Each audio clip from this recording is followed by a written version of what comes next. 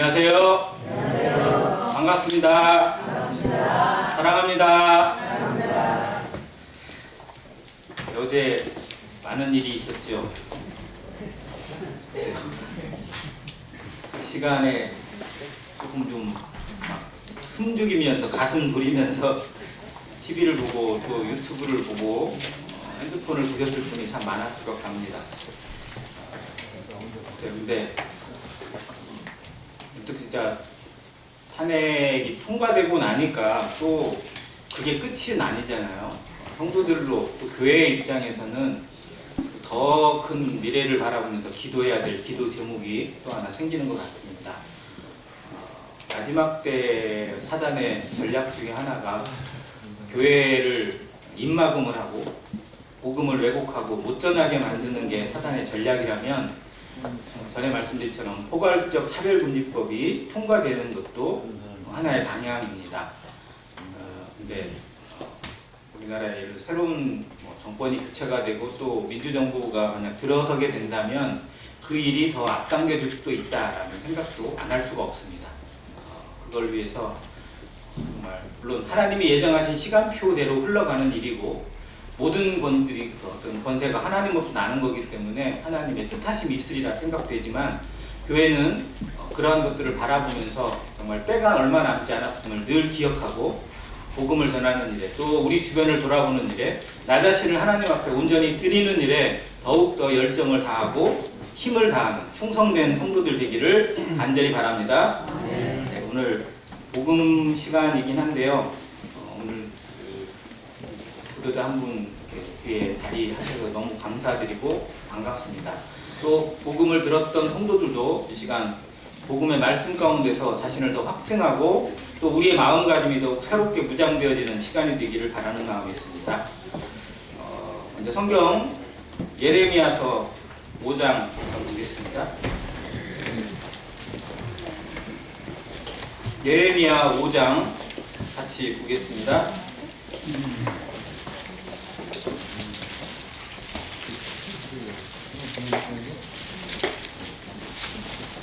5장 1절을 같이 한 목소리로 읽도록 하겠습니다. 예레미야서 5장 1절입니다. 찾으셨으면 같이 읽겠습니다. 시작. 너희는 예루살렘 거리로 빨리 다니며 그 넓은 거리에서 찾아보고 알라. 너희가 만일 정의를 행하며 진리를 구하는 자를 한 사람이라도 찾으면 내가 이 성읍을 용서하리라. 몇 명이라도 찾으면요? 하나님이 예레미야에게 하나님의 말씀을 전하는 선지자에게 또 그 하나님을 섬긴다고 하는 그 백성들에게 이렇게 말씀하십니다. 너희는 예루살렘 거리를 빨리 다니면 그 넓은 거리에서 찾아보고 알아라. 찾아보고 알아보라. 찾아보면 알게 될 것이라는 겁니다. 모르는 이유는 안 찾으니까 그래요. 찾아보면 마음을 다해서 찾으면 깨닫게 되고 알게 하십니다. 하나님의 마음을 알고자 하는 마음으로 간절히 찾으면 사슴이 시냇물을 찾기에 갈급한 것처럼 간절한 마음으로 찾으면 깨닫게 하시고 보여주시고 알게 하십니다. 근데 뭘 알게 하시느냐? 정말 정의를 행하고 하나님의 진리를 구하고 하나님의 뜻 가운데 살아가는 사람이 한 사람이라도 있다 없다? 있어요 없어요? 없다는 것을 알게 됐다는 겁니다. 만약 그런 사람이 한 사람이라도 있으면 내가 이 성읍을 그 사람으로 인해서 용서해 주겠다고 말씀하세요. 진짜 너무한 것 같아요. 한 사람도 없다는 얘기. 자, 이 말씀을 들은 예레미야 또 이스라엘 백성들은 설마 한 사람이 없을까? 이런 마음이 아니었겠어요? 성경에 이와 비슷한 대목이 창세기에 나옵니다. 우리가 아시는 것처럼 소돔성을 놓고 기도한 아브라함의 기도입니다. 창세기 18장의 중반부터 끝까지 정말 그 기도를 그렇게 길게 기록하신 하나님의 뜻을 우리가 알아야 돼요. 어떻게 보면 아브라함이 소돔성을 기대했다. 근데 50명도 안 되고 뭣도 안 되고 10명도 안 돼서 결국 소돔성 멸망했다 라고 할 수도 돼요. 그런데 하나님은 성경에 아브라함이 했던 그 기도의 내용 제목을, 그 호소를 쭉 다 기록을 해주세요. 하나님, 공의 하나님께서 이렇게 그 성에 의인 50명이 있으면 멸망하시겠습니까? 50을 위해서 그 성의 멸망을 거두시지 않겠습니까? 라고 물어보니까 하나님이 그래, 거기에 의인 50 있으면 내가 당연히 그 성을 멸망하지 않을 것이다. 그러니까 아무리 생각해봐도 50명이 될 것 같지가 않아요. 그래서 이제 좀 줄이죠. 5명을 줄입니다. 그래서 45명을 놓고 하나님과 또 협상을 해요. 그런데 45명으로도 확신이 안 돼요. 있어요? 없어요? 45명은? 없죠. 또 줄입니다. 40명으로 줄이고, 그 다음에 30명으로 줄이고, 또 20명으로 줄이고, 마지막 10명까지 줄입니다. 자, 그러면 이게 하나님하고 숫자 장난하는 거예요? 숫자를 막 줄여가면서 하나님이 약 올리는 거예요? 아니잖아요. 여기에 아브라함의 마음이 담겨 있어요. 아브라함의 간절함이 담겨 있습니다. 뭐가 담겨 있어요? 누구를 위해서? 자기 조카 롯을 위해서. 자기를 떠나갔지만, 자기와 등을 졌지만, 그러나 아브라함은 결코 포기할 수 없는 거예요. 이미 롯은 아브라함을 버렸어요. 아브라함 생각도 안 해요. 그 땅에서, 그 성에서 자기가 잘났고 자기 잘 되는 것만 생각하고 있고, 그 성에서 인정받는 것만 살아가고 있어요. 아브라함은 뒷전이고, 아브라함이 어떻게 모습을 살아가는지, 아브라함이 섬기는 하나님이 어떠한 하나님인지도 잊어버린 채 살아가요. 그런데 하나님은, 아니, 아브라함은 절대 이 롯을 잊지 못하는 겁니다. 그래서 관심도 없고 찾지도 않고 부르지도 않는 그 롯을 위해서 하나님 앞에 매달리고 있어요. 정말 하나님, 내 마음이 이러니까 내 마음 봐서라도 이 롯은 좀 건져주시지 않겠습니까? 정말 내가 좀 이렇게라도 매달리니까 어떻게든 하나님이, 롯은 어떻게 안 되겠습니까? 라는 마음이 이 숫자에 담겨 있어요. 우리가 누군가를 향해서 얼마나 간절히 기도하는지 한번 이 아브라함의 기도와 한번 비교해 보시기 바랍니다. 얼마나 간절함이 있는지. 그리고 하나님께서 그 소돔성을 엎으시는 중에 누구를 생각하사? 아브라함을 생각하사 롯을 건지시는 거예요. 하나님이 뭐하러 거기 천사 보내세요? 이미 멸망하기로 예정됐어요. 그러면 경고 없이 그냥 소돔성에 불과 유황을 던지셔도 아무 상관이 없어요. 왜냐면 거기는 멸망이 예정되어 있는 진노의 성이고 심판의 성이고 죽음의 성이니까. 그런데 하나님은 천사 둘을 보내세요. 누구를 건지시려고? 롯을 건지시려고. 롯을 건지시기 위해서 보냈는데, 롯도 이제 자기 딴에는 자기가 거기서 좀 열심히 살았잖아요. 롯은 소돔성에 들어가서 놀고 먹었어요? 아니에요. 자기 딴에는 열심히 살았어요. 열심히 살아서 그 성에서 나름대로 인정도 받았어요. 그래서 다른 말씀에 보면 롯이 어디에 앉아있다고 그랬어요? 성문 지붕에. 이게 무슨 의미냐면 거기서 인정받은 장로 같은 직분을 얻었다는 의미예요. 거기서 한 목소리 내는 사람이 되었다는 거예요. 한가닥 한다는 거예요. 나름대로 명함을 가지고 있고 소돔성 사람들한테 롯 때문에 우리가 좀 뭐 할 수 없어. 왜? 이게 실제로 누구 탓이냐면 아브라함 덕분이에요. 소돔성이 전에 전쟁에 휘말려가지고 멸망을 했어요. 다 포로로 잡혀갔어요. 다 끝났어요. 근데 그때 누가 나서서? 아브라함이 나서서 집에서 길리고 연습한 자 318명을 데리고 가서 그들을 다 물리치고 소돔성에 있던 모든 것을 다 건지고 회복시켜 왔어요. 그래서 아브라함 덕분에 소돔성이 있는 거예요. 그러니까 아브라함이 거기에 살면 아브라함이 왕이 됐겠죠. 그런데 아브라함은 거기에 관심이 없어요. 대신 자기 조카 롯을 이렇게 심어주니까 롯이 아브라함 백 믿고 거기서 인정받은 거예요. 근데 그 실체를 몰라. 자기 능력으로 된 줄 알고 자기 힘으로 된 줄 알아요. 정말 하나님이 주신 은혜로 살아가는데도 자기 힘으로 살아가고 자기 능력으로 살아가는 것처럼 착각하는 인생들에 대해서 하나님은 계속 말씀을 주시고 기회를 주고 계십니다. 들을 수 있는 귀를 열어주시고 마음에 듣고 하나님을 깨달아 알기를 간절히 기다리시는 거예요.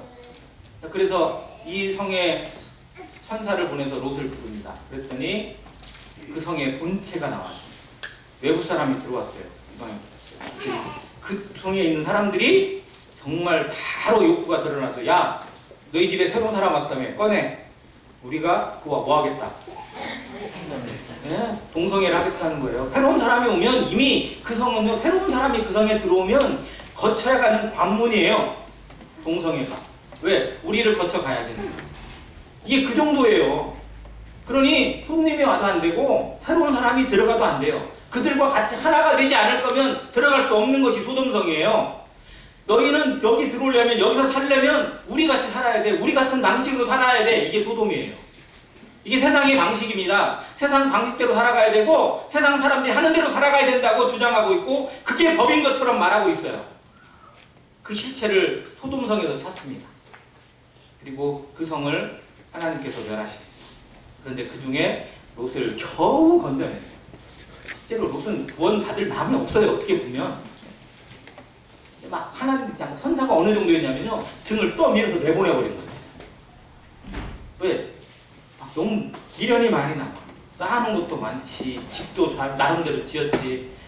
그래서 성도들도 가끔 그 얘기하죠. 주님 오시는데 주님 한 5년 뒤에 오시면 안 될까요? 지금 막 아파트도 새로 장만해놓고 뭐 또 했는데 나 좀 이제 좀 벌어보고 뭐 또 해보려고 하는데 좀 먹고 뭘 또 좀 해야 되는데 이 생각을 하거나 아니 결혼이 좀 한 2년 뒤에 있는데 결혼 2년은 하고 나서 주님 오시면 안 될까요? 뭐 이런 사람들이 이런 성도들이 있다고 하는 우스갯소리도 나오는. 아무튼 미련을 버리지 못하는 이 롯을 밀어내신 하나님, 결국 그 모든 것의 배경엔 아브라함의 기도가 있습니다. 하나님은 아브라함을 통해서 하나님의 마음을 보여주시고 그 마음을 우리가 닮아가기를 원하세요. 한 영혼을 듣고 우리는 얼마나 씨름하고 기도하는지 한번 생각해 보기를 원합니다. 하다가 안 되면 쉽게 포기하고 어떻게 되겠지. 그러나 절대 포기하지 않으려는 간절함이 정말 내가 하나님 앞에 멸망받고 내가 하나님 앞에 심판을 받으면 내가 정말 그렇게 기도하고 있을까? 내가 정말 내 목숨이 달린 일이라면, 내 가족의 목숨이 달리고 내 자녀의 무엇이 달렸다면 내가 그렇게만 기도하고 있을까라는 간절함으로 영혼을 놓고 기도하라는 겁니다.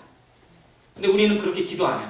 마치 그냥 그 시간에, 일정한 시간에 그 이름을 놓고 기도하면 나는 할 바를 다 했다고 생각할 때가 있다는 겁니다. 이게 하나님의 마음은 아니에요.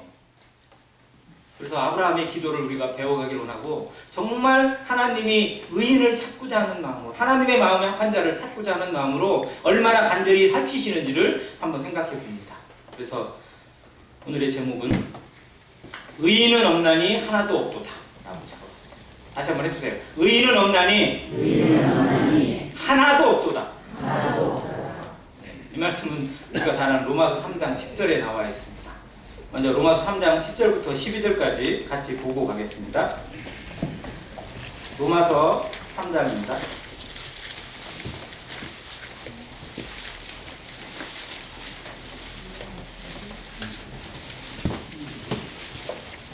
10절부터 12절까지 같이 읽겠습니다. 시작. 기록된 바 의인은 없나니 하나도 없으며 깨닫는 자도 없고 하나님을 찾는 자도 없고 다 치우쳐 함께 무익하게 되고 선을 행하는 자는 없나니 하나도 없도다. 이것이 하나님의 선언입니다. 그런데 사람들은 이 말을 인정하지 않으려 합니다. 예레미야가 그랬어요. 예레미야가 하나님께서 네 예루살렘 성을 다니고 넓은 거리를 다니면서 찾아보고 알아라. 그 성에서 공의를 행하고 하나님의 법을 지키는 사람이 한 사람이라도 있으면 내가 이 성을 멸망시키지 않겠다라고 하시니까 난 찾아본 거예요. 근데 정말 자기 딴에는 예루살렘이 늘 하나님의 이름을 찬양하고 하나님을 백성이라고 생각하고 아브라함의 자손이라고 자부하는 그들이기 때문에 정말 그 중에 진짜 백이 하나는 있겠지, 제대로 된 사람 하나는 있겠지라고 아마 예레미야도 생각했을 겁니다. 그런데 막상 찾아보니까, 막상 그들의 속을 들여다보니까, 하나님의 눈으로 그들을 바라보니까 실상 뭐예요? 똑같아요. 그 전에 보기에는 나름대로 정말 경건해 보이고 나름대로 의로워 보이고 나름대로 괜찮아 보이던 사람도 막상 실체를 들어가 보니까, 그 속을 들여다보니까 별반 차이가 없어요. 우리말로 50% 100%예요. 정말 사람의 기준에는 그럴싸한데 사람의 눈으로 볼 때는 괜찮은데 의외인데 하나님의 눈으로 보면 어떻게 보여요? 똑같아요. 차이가 없어요. 자, 우리의 눈에 보기에는 제 손이 깨끗합니다. 왜냐하면 샤워도 했고 손도 씻었고 여기에 또 로션도 잘 발랐으니까. 나름대로 깨끗한데 이거를 현미경으로 들여다보면 어떻게 돼요? 이 속을 현미경으로 들여다보면 정말 쳐다도 못 봅니다. 우리의 양심을 우리가 볼 때는 그냥 괜찮아 보이는데 하나님의 현미경으로 들여다보는 순간에 뭐만 보여요? 죄덩어리예요. 죄만 보여요. 그냥 어찌할 수 없다는 겁니다. 이것이 하나님의 선언이에요. 하나님의 눈이 중요한 거지 우리의 눈이 중요한 게 아니라는 겁니다. 왜? 심판은 누구의 것이니까? 하나님의 것이기 때문에. 우리는 심판자가 아니에요. 하나님만이 심판자이시고 하나님만이 심판하실 수 있습니다. 왜? 하나님이 창조주니까. 하나님은 주셨고 거두시는 분이니까 심판하실 수 있어요. 그런데 심판의 기준은 결국 하나님의 법이고 하나님의 눈이라는 겁니다. 사람들이 이걸 기억해야 돼요. 그래서 하나님의 눈앞에 나는 어떤 사람인지, 우리가 복음을 전하면서 또 누군가에게 구원을 위해서 기도하고 상담을 하고 하면서 제일 어려운 과정, 이것만 해결되면 아무것도 아니에요. 진짜 그냥 순탄하게 넘어가요. 근데 뭐가 제일 힘든 거냐? 그 사람이 뭐라는 걸 못 깨달아요. 죄인이라는 걸 못 깨달아요. 내가 얼마나 심각한 죄인인지를 몰라요. 그냥 자기는 그냥 나름대로 괜찮다고 생각해요. 그래서 구원이 얼마나 가치 있고 얼마나 능력 있고 얼마나 대단한 것인지를 몰라요. 구원 받아야 돼. 그러니까 밥도 먹고 구원도 받아야 되는 것처럼 착각해요. 용돈도 받고 구원도 받아도 좋은 것처럼 그렇게 생각하고 있다는 거예요. 이게 아니면 답이 없다는 걸 모르는 거예요. 왜? 내가 죄인인지를 모르니까. 내가 얼마나 심각하고 얼마나 더럽고 얼마나 멸망에 던져져야 마땅한 죄인인지를 모르니까. 내 인생의 양심이 얼마나 하나님 앞에 더러워져 있고 더럽힌 정말 똥보다 더 더러운 구더기보다 더 더한 죄인이라는 사실을 인정하지 않으니까. 그래서 구도자들에게 제일 어려운 게 이거예요. 죄인이라는 단어. 그래서 처음 교회 온 사람들한테 당신은 죄인입니다 라고 말하면 기분 좋아요, 안 좋아요? 나가요. 그냥 교회 왔더니 뭐 한다는 얘기가 죄인입니다, 지옥 갑니다 뭐 이런 얘기를 하고 있으면 누가 좋아해요? 그러니까 그런 얘기 절대 안 해요. 설교에서도 하지 않아요. 그래서 예부분 교회는요, 하나님은 당신을 사랑하십니다 뭐 이것만 얘기해요. 틀린 말이에요? 맞는 말이에요. 그런데 그의 영혼을 정말 생각한다면 이것만 얘기해서는 안 돼요. 하나님은 사랑하시지만 동시에 하나님은 심판하세요. 그래서 그 하나님의 공의 앞에, 하나님의 심판 앞에 나는 준비가 되어졌는지 다시 한번 돌아보는 시간이 되고, 내 인생 이렇게 살아도 되는 것인지 살펴야 돼요. 생각해야 돼요. 들어보고 알아야 됩니다. 그런데 그 귀에는 두지 않고 그저 좋은 게 좋은 것처럼 얘기하고 있다면 이건 속이는 거고요. 소경이 소경을 인도하는 거나 마찬가지입니다. 사람의 귀에 듣기 좋기 위해서 하나님 말씀이 있는 게 아니고 정말 그 양심을 깨뜨리고 죽은 자를 살리는 것이 하나님의 말씀이기 때문에 힘들어도 듣기 싫어도 이 말씀을 전해야 합니다. 모든 사람은 다 죄인입니다. 하나님 앞에 어찌할 수 없는 죄인입니다. 왜? 아담이 범죄한 이후로 우리는 아담의 후손으로, 아담의 그 씨로 태어났기 때문에 죄를 안고 태어납니다. 전에도 말씀드렸는데 제가 장씨입니다. 장씨의 가문이 크게 두 가문이 있어요. 인동장씨가 있고 흥성장씨가 있습니다. 저는 흥성장씨. 저는 저의 일대 조상이 고려 광종 때 광평실안이라는 벼슬을 했던 장유라는 분이 저의 일대 조상이에요. 똑똑하죠? 네. 2대가 좀 유명한데 원래 2대가 유명해야 그게 과문이 만들어진대요. 그래서 그 아버지부터 시작해서 되는 2대가 충숙공이라는 시호를 받은 그런 분이었습니다. 왕에게 시호를 받았습니다. 고려 현정 때, 고려 거란의 침입 때 그 몽진길을 오를 때 끝까지 돌보면서 함께했던 그 신하가 저희 2대 조상으로 알려져 있습니다. 아무튼 그래서 저는 그 조상 쭉 따져보니까 28대 손이래요. 자, 그런데 제가 거기 장씨 가문에 28대 손이 된 거는 그 28대 쭉 올라가는 그 동안에 한 사람이라도 아들을 못 낳고 결혼을 못하고 아기를 못 낳고 죽은 사람이 있었다면 제가 있을까요? 없을까요? 그 중에 예를 들어 10대 할아버지가 아기를 못 낳고 일찍 죽었다. 그러면 나는 있어요? 없어요? 없어요. 내 존재가 사라져요. 나는 내 의지와 관계가 없는 거예요. 내 생명은 여기에 있지만 실상 어디서부터 시작되냐? 그 위에 뿌리를 담고서 그 위에 씨를 담고 내게 온 거예요. 그러면 결국 모든 인생은 다 어디서 왔느냐? 아담에게서 왔어요. 아담의 씨에서 온 겁니다. 아담이 범죄할 때 그 몸에 범죄가 들어가고 죄가 들어갈 때 위에 모든 인류, 그 속에서 태어나야 될 가능성을 가진 수천억의 모든 인구가 아담과 함께 죄에 노출이 되어버렸어요. 죄의 바이러스에 같이 감염이 된 거예요. 그래서 아담 안에서 출생하는 사람은 그 죄의 바이러스가 태어날 때 안고 태어나요. 그러니까 뭐에서 죄 중에서 태어난다고 말하는 거예요. 이 사실을 알면 내 의지와 관계없어요. 그래서 아담이 그만큼 중요했던 거고요. 아담의 선택이 그래서 너무나 위대했던 그 위대한 선택을 제대로 못했기 때문에 엉뚱한 선택을 했고 자기 생각대로 사단의 꾀임에 빠져서 하나님의 명하신 것을 어겼기 때문에 어찌할 수 없이 죄인이 되어서 죄인 중에 태어나고 죄를 먹고 마시며 살다가 죄 가운데 심판받게 되는 이 억울한 인생이 되고 말았어요. 그런데 그 억울함 속에서 하나님을 온전히 찾을 수 있는 기회를 주셨다는 것이 은혜인 건데 이걸 모르면 안 된다는 겁니다.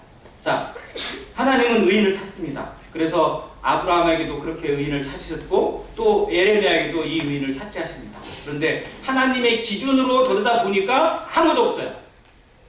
사람은 이 땅에서 나름대로 착한 사람들도 참 많습니다. 저도 학교 다닐 때 초등학교 때 선행상을 나름대로 좀 받았어요.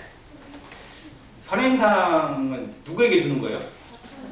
착한 사람에게 주는 거예요. 그러니까 그 상은, 저는 그 상을 받으면 그 집에다 갖다 놓으면요 아버지가 제 상을 넣어서 주는 함이 따로 있었어요.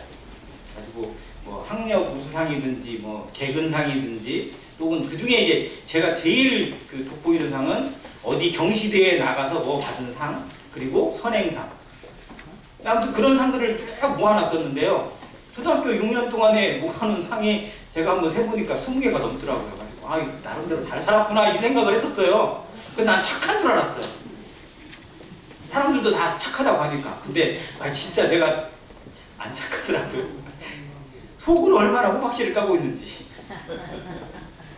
겉으로 이런 사람이 오히려 더 진짜 막 그 얄팍하고 나름대로 정말 그 야비한 것들이 참 많다라는 걸 제 스스로 인정하면서 정말 가슴을 많이 쳤었어요. 그런데 세상 사람들이 그래요.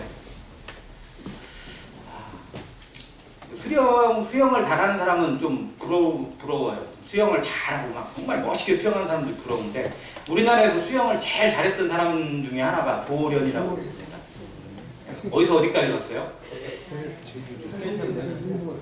네? 왜 정확하게 몰라요? 어디서 출발해서? 부산에서 출발해서 대마도까지 갔어요. 이게 대한해협이에요. 거리상으로도 상당해요. 그게 수영 쳐서 갔어요, 거기를. 가지고 막 그게 생중계로 막 됐어요, 방송에. 자, 그 정도 가면 진짜 우리는 꿈을 꿔요, 못 꿔요? 못 꾸죠. 어떻게 가요, 거기를? 가다가 중간에 바로 죽죠. 근데 조오련은 자기 혼자 힘으로 갔어요. 어때요? 조오련이 갈 때 혹시 그 TV로 보신 거 기억나세요? 네. 자, 조오련이 가는데요. 앞뒤에 배가 다 있어요. 양옆에도 배가 다 진을 치고요. 그 수영하는 그 칸을 좀 넓게 해가지고 케이스를 딱 만들었어요. 사각형 케이스를 넓게 만들어가지고 절대 상어나 이런 것의 공격을 다 피할 수 있도록 또 케이스를 만들어 놓으니까 파도가 영향을 덜 받아요. 좀 잔잔한 물이 되는 거예요. 그 안에 배들이 다 막고 있고 이렇게 하니까. 그리고 거기서 카메라가 집중해지는 거예요. 그러니까 상당히 좀 헤엄칠 수 있게 좋은 조건, 보호도 받고 또 가다가 너무 힘들면 거기서 좀 쉬기도 하고 이렇게 그렇게 해서 가요. 근데 그렇게 하더라도 진짜 대단한 거죠. 우리는 감히 엄두도 못 내는 걸 해요. 자, 그러면 한번 물어볼게요. 그럼 조오련은 태평양 한가운데 떨어뜨려 놓으면 헤엄쳐서 나올 수 있어요? 그 정도 헤엄쳤으면 조금만 더 노력하면 나오는 거 아니에요? 아니에요. 근데 또 없는 거예요. 자, 그러면 물어볼게요. 자, 저는 거기 태평양 바다에 떨어뜨려 놓으면 몇 분이나 살까요, 저는? 몇 분 정도 버틸 수 있을까요? 5분? 20분? 한번 시험해 보시겠어요, 그러면? 각자 자기를 스스로 한번 생각해 보세요. 태평양 한가운데 내가 떨어지면 몇 분을 버틸까? 자, 그러면 세계에서 수영을 제일 잘하는 사람은 거기서 1시간을 버티는 사람도 있겠죠. 그러면 그 사람은 살아요?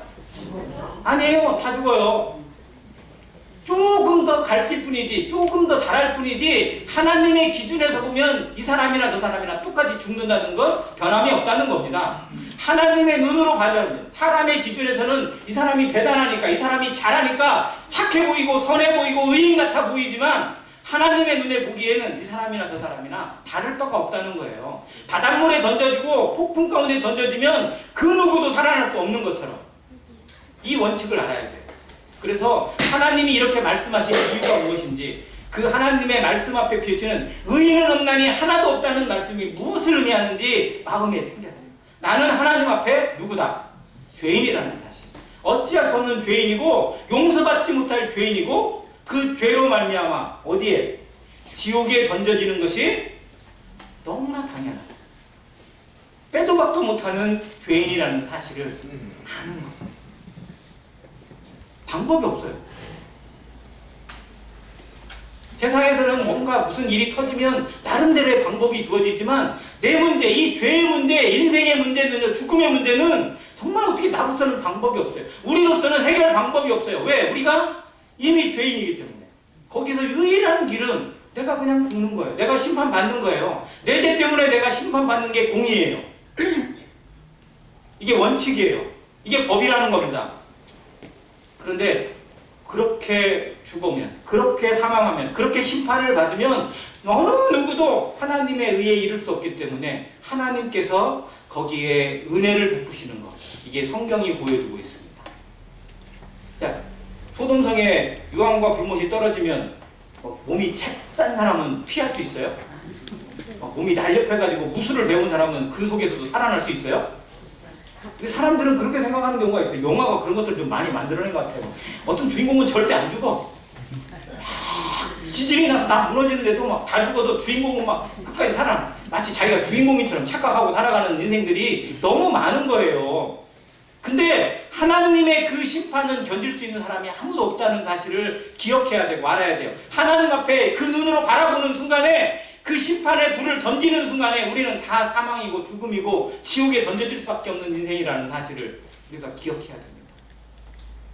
그런데 하나님께서 우리에게 보여주시는 은혜가 성경에 계속해서 끊임없이 드러납니다. 이 예레미야에서 드러날 뿐만 아니라 그 앞에 있는 이사야서 말씀에 너무나 놀라운 것들이 나타나고 있습니다. 이것이 은혜입니다.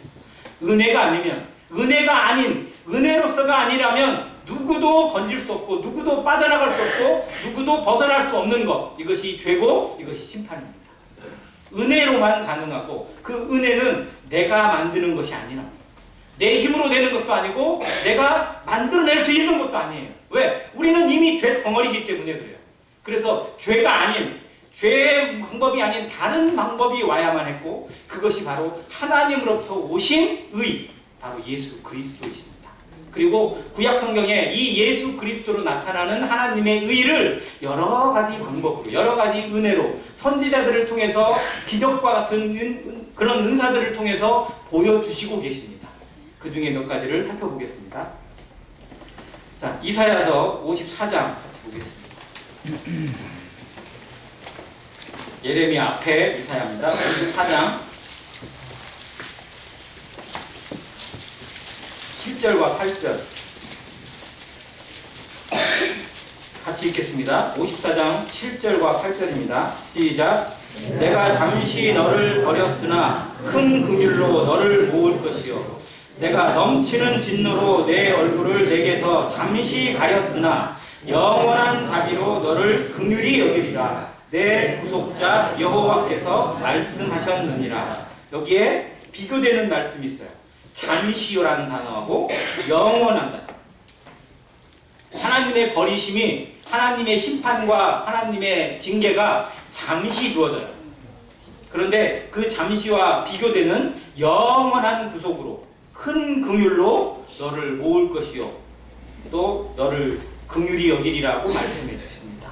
하나님이 이스라엘을 향해서 또 이사야를 통해서 말씀해 주시는 이 말씀이 이스라엘 민족들에게 주시는 말씀이 아니라 바로 온 인류에게 그리고 하나님의 백성이 되는 교회에게 주시는 놀라운 새 언약이 되는 것에 대해서 우리가 깨닫게 되고 감사를 드립니다.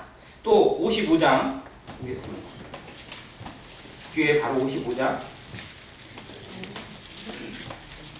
6절 너희는 여호와를 만날 만한 때에 찾으라 가까이 계실 때에 그를 부르라고 말씀해 줍니다. 여호와를 만날 수 있는 기회를 주시고 그가 우리에게 가까이 계시는 때가 있다는 겁니다. 이걸 우리가 무슨 때라고요? 은혜의 때라고 부릅니다. 지금은 무슨 시대? 은혜 시대입니다.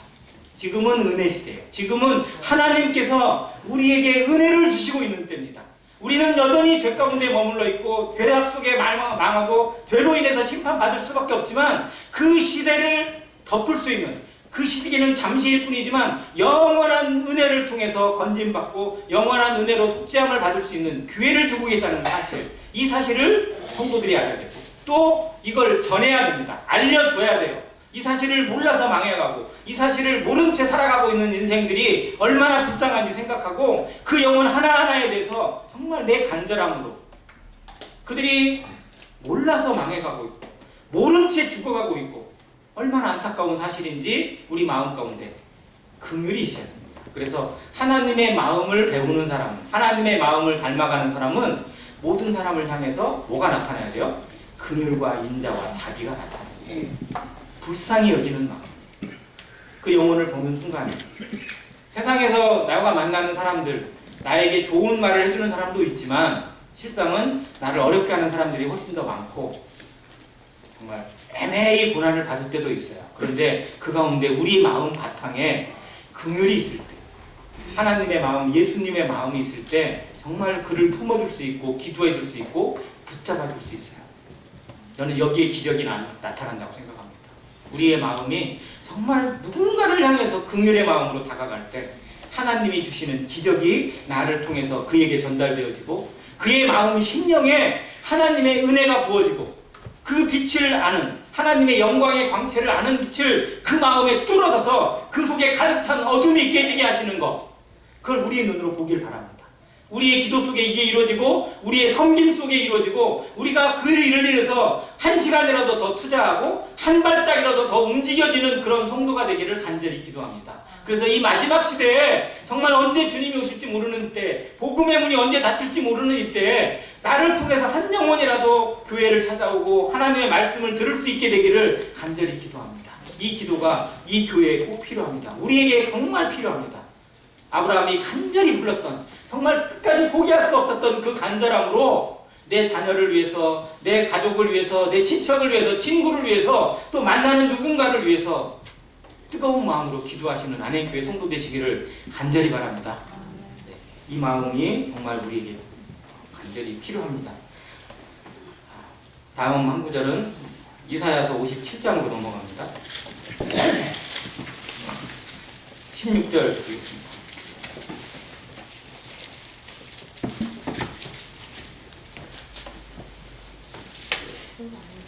57장 16절 내가 영원히 다투지 아니하며 내가 끊임없이 노하지 아니할 것은 내가 지은 그의 영과 혼이 내 앞에서 피곤할까 함이라. 하나님은 우리를 너무 잘 아십니다. 우리의 약함을 아시고 우리가 우리 죄 때문에 스스로 할 수 없는 것도 너무 잘 아세요. 그래서 포기할 수밖에 없는 인생인 걸 아시고 정말 영원히 다투지 않고 영원히 심판하지 않고 당연히 진노를 쏟아붓고 당연히 심판을 쏟아붓고 당연히 죽음을 허락해야 될 인생들에게 기회를 주고 계시다는 사실입니다. 은혜를 주고 계시다는 사실에 다시 한번 감사가 됩니다. 그렇게 해서 오신 분, 그렇게 해서 약속하신 분, 그렇게 해서 하나님의 의를 실천하시고 이 땅에 오신 분, 예수 그리스도를 이 땅에 보내시기까지 하나님은 얼마나 고민하셨을까요? 얼마나 하나님 마음이 안타까우셨을까요? 자기를 알지도 못하는 자들에게, 찾지도 않고 부르지도 않는 자들을 위해서 정말 자기의 다함이 없는 사랑으로 이렇게 하소연하고 이렇게 불러도 외면하는 그들에게 최후의 수단으로, 정말 마지막 수단으로 아들을, 아니 하나님의 본체를 내려주셔야만 한다는 그 사실이 하나님은 정말 쉬웠을까요? 하나님의 그 선택과 결정은? 그런데 그것이 하나님의 사랑이고 우리가 절대 이해할 수 없는, 그 무엇으로도 깨달을 수 없는 하나님의 사랑이라는 겁니다. 우리가 이 사랑을 지금은 아는 것 같은데요, 깨닫는 것 같은데 정말 내가 알까요? 온전히 알까요? 우리가 하나님의 사랑을 안다고 말합니다. 느끼니까, 그게 느껴질 때가 있고 감동이 될 때가 있으니까. 그런데 그게 어느 정도냐면요, 수준으로 얘기하면 태평양에 사는 물고기 중에 제일 큰 물고기가 뭘까요? 네, 흰긴수염 고래입니다. 네, 고래도 종류가 여러 가지가 있는데요, 그 중에 제일 큰 고래가 흰긴수염 고래. 이게 길이가 30m까지 자란대요. 30m니까 어마어마하죠. 지금 지구상에 있는 동물들 가운데 제일 큰 동물이에요. 자, 그러면 이 고래가 물을 쫙 마시면 어마어마한 양을 마시겠죠. 몇 리터 정도 먹을 것 같아요? 고래가 물을 쫙 마시고 이 등으로 분수를 쫙 쏘아 올리거든요. 숨을 쉴 때. 네. 아마 정확하게는 모르겠는데요, 리터가 아니에요. 한 번 마시면 한 20톤에서 30톤 정도 이상의 물을 먹는데요. 거의 뭐 우리 예배당 정도의 찰 정도의 물이 아닐까 싶기도 한데, 아무튼 그런 양의 물을 마실 수 있어요. 대단하죠. 우리는 기껏해야 뭐 한 20리터, 아니 200ml 정도 먹으면 우리 배 차잖아요. 자, 그런데 그 고래라 할지라도 태평양의 물을 한 번에 먹겠다고 할 수 있어요? 그 고래가 우리보다는 대단하잖아요. 엄청나게 물을 먹잖아요. 그런데 태평양의 물은 그게 비교돼야 안 돼요. 안 되는 거예요. 그러니까 우리가 마치 그 고래처럼 착각할 수 있어요. 하나님의 사랑을 안다고 생각하는데 그 고래가 금을 먹어놓고 내가 태평양 물 마셨어 라고 물을 먹긴 먹었지. 그런데 태평양을 다 마실 수 있는 게 아니에요. 우리가 하나님을 알긴 알아요. 은혜를 알아요. 그런데 그 물고기가 똑같이 생각할 때가 있다는 거예요. 내가 이만큼 알아놓고 하나님을 아는 것처럼, 하나님의 은혜를 깨달은 것처럼 착각할 때가 있어요. 정말 우리는 평생을 배우고 평생을 기도하고 평생을 감사해도 하나님 은혜에 다 감사 못해요. 그 사실을 알아야 돼요. 그래서 우리의 시간이, 우리의 삶이 늘 감사가 되는 게 너무 당연해요. 범사에 감사지는 게 너무 당연한 거예요. 이게 대단한 게 아니라. 왜? 하나님은 우리에게 말로 할 수 없는 은혜를 주신 분이고 사랑을 베풀어 주신 분이고 지금도 우리가 표현하지 못할 만큼의 사랑을 주고 계시는 거니까. 이 사실을 알아가면 알아갈수록 우리는 입을 닫게 될 수밖에 없어요. 그저 조용히 묵묵히 하나님 감사합니다, 하나님 감사합니다, 매일 감사하고 또 감사할 수밖에 없어요. 그래서 성도의 삶에 항상 기뻐하라, 쉬지 말고 기도하라, 범사에 감사할 수밖에 없는 것이 너무 당연하다는 거예요. 이게 대단한 게 아니고, 따지고 보면 우리는 그것이 전부예요. 그게 우리 인생의 전부고 그것이 정말 하나님 앞에 살아가는 내 인생의 전체라는 것을 다시 한번 생각합니다. 그래서 그 가운데 감사로 누구를 향해서든 감사가 나타나고 누구를 향해서든 기쁨이 되고 안식이 되어지고 평강을 줄 수 있는 삶, 이것이 복음의 능력입니다. 우리에게 준 복음의 능력은요, 내가 천국 갑니다, 내가 지옥 가지 않습니다 정도에 머무는 게 아니에요. 우리의 일상 전체가 바뀌는 거고요, 삶의 가치관과 목표가 바뀌는 겁니다. 왜? 하나님이 내게 오셨으니까. 예수 그리스도가 내 안에 계시니까. 천지 만물을 지으신 천주 창조주 하나님이 내 안에 살아계시고 역사하시는데 우리가 왜 이렇게 쫄아 있어요? 왜 이렇게 두려워하고 왜 이렇게 안절부절이에요? 뭐가 그렇게 두려워요? 정말 하나님을 내 안에 모시긴 한 거예요? 그래서 이 사실을 더 묵상하며 살아가는 성도 되시길 바랍니다. 하나님이 우리에게 은혜를 주고 계시고 우리에게 기회를 주고 계십니다. 내가 한 영혼을 만날 수 있는 기회, 한 영혼에게 복음을 전할 수 있는 기회, 한 성도에게 사랑을 베풀 수 있는 기회를 주고 계세요. 그 기회가 얼마나 큰 것인지를 다시 한번 깨달았고 기회를 놓치지 않고 세월을 아껴가는 그러한 성도로서 하나님 앞에 충성된 모습으로 살아가는 안회교회 성도 되시기를 간절히 바랍니다. 오직 은혜로 되는 이것을 다시 한번 생각하면서 로마서 한 구절 더 보고 마치겠습니다. 아까 봤던 로마서 3장입니다.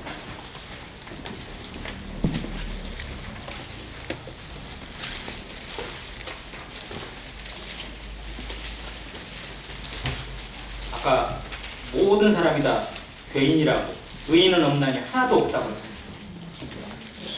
하나님 앞에 하나님의 현미경으로 들여다보는 인생은 다 죄덩어리고요. 이 세상은 다 죄로 가득 차 있습니다. 심판을 받아 마땅한 그들에게 그 세상에 하나님께서 새로운 의를 허락하신 것이 이 로마서 3장에 나타나 있습니다. 21절입니다. 이제는 율법 외에 하나님의 한 의가 나타났으니 율법과 선지자들에게 증거를 받은 것이라. 곧 예수 그리스도를 믿음으로 말미암아 모든 믿는 자에게 미치는 하나님의 의인이 차별이 없느니라. 자, 22절 다시 한번 같이 읽습니다. 시작. 곧 예수 그리스도를 믿음으로 말미암아 모든 믿는 자에게 미치는 하나님의 의인이 차별이 없느니라. 하나님의 의, 하나님의 공의가, 하나님의 그 거룩하심이 우리에게 도달하도록 하시는 의. 우리는 절대 흉내내도 없고 찾을 수도 없고 바라볼 수도 없는 그 일을 우리에게 이루게 하시는 것, 바로 예수 그리스도십니다.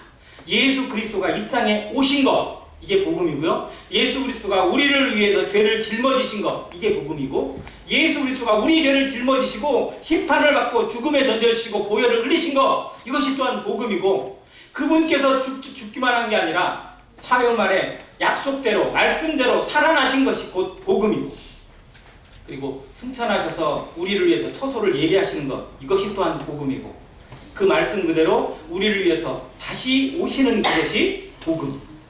우리는 복음 안에서만 살 수 있습니다. 은혜 안에서만 사는 것이 곧 이 말씀입니다. 이 하나님의 의를 온전히 바라보고 놀라운 사랑 가운데서, 기적 가운데서 매일 하루하루가 하나님의 기적으로 살아가는 안행교회 성도 되시기를 간절히 바랍니다.